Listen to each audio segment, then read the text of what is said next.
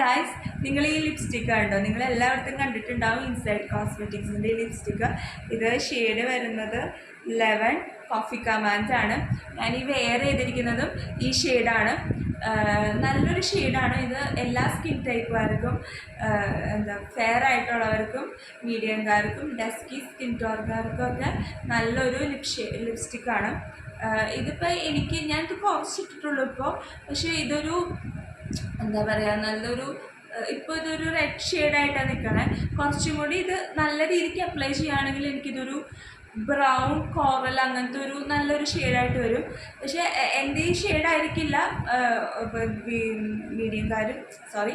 Dusky സ്കിന്നുകാരും light ഫെയറുകാരും use ചെയ്യുമ്പോൾ ഓരോ skin type അനുസരിച്ച് അതിന് വ്യത്യാസം വരും.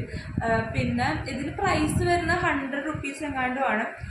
ഞാൻ മേടിച്ചത് 95 റുപ്പീസിനാണ്. ഓഫറിൽ അത്രയും പ്രൈസിനൊക്കെ നമുക്ക് കിട്ടും.